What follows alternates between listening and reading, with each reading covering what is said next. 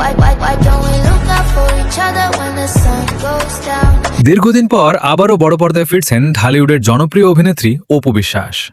নতুন সিনেমা শিকারে কেন্দ্রীয় চরিত্রে অভিনয় করতে যাচ্ছেন তিনি। আর এই সিনেমায় তার বিপরীতে দেখা যাবে ছোট পর্দার অভিনেতা মুর্তজা পলাশকে। নতুন এই জুটিকে ঘিরে ইতোমধ্যেই দর্শকদের মধ্যে তৈরি হয়েছে ব্যাপক আগ্রহ। পরিচালক কামরুজ্জামান রোমান জানান, প্রথমে শিকারকে একটি ওয়েব ফিল্ম হিসেবে নির্মাণের পরিকল্পনা ছিল। তবে প্রি প্রোডাকশনের কাজ, গল্পের পরিধি এবং বাজেট বিবেচনা করে শেষ পর্যন্ত এটিকে পূর্ণদৈর্ঘ্য সিনেমা হিসেবে নির্মাণের সিদ্ধান্ত নেওয়া হয়েছে। ছবিটি মুক্তি পাবে দেশের প্রেক্ষাগৃহে। জানা গেছে সিনেমাটির বেশিরভাগ শুটিং হবে নেপালে। চলতি মাসের মাঝামাঝি সময়ে পুরো টিম নেপালের উদ্দেশ্যে রওনা দেবে। ইতোমধ্যে সিনেমার একটি রোমান্টিক গানের রেকর্ডিং সম্পন্ন হয়েছে। দুজন মিলে বাঁচবো এক জীবন শিরোনামের গানটিতে কণ্ঠ দিয়েছেন ইমরান মাহমুদুল ও নাজমুন মুনিরা ন্যান্সি। শিকার সিনেমাটি থ্রিলার ঘরানার। সীমান্তবর্তী এলাকার একটি রহস্যময় গল্পকে কেন্দ্র করে এগিয়ে যাবে এর কাহিনী।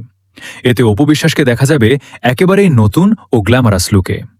পরিচালক আশা প্রকাশ করেছেন, শক্তিশালী গল্প এবং ভিন্নধর্মী উপস্থাপনার মাধ্যমে সিনেমাটি দর্শকদের ভালো লাগবে। অন্যদিকে মুর্তজা পলাশকে এই সিনেমায় নেওয়ার কারণও জানিয়েছেন পরিচালক। তার ভাষায়, নাটকে পলাশের অভিনয় দেখেই তাকে এই চরিত্রের জন্য নির্বাচন করা হয়েছে। এখন দেখার বিষয়, দীর্ঘদিন পর অপু বিশ্বাসের এই প্রত্যাবর্তন দর্শকদের কতটা মুগ্ধ করতে পারে। শিকার কি হতে যাচ্ছে তার ক্যারিয়ারের নতুন এক সফল অধ্যায়? আপনার মতামত অবশ্যই কমেন্ট করে জানাবেন।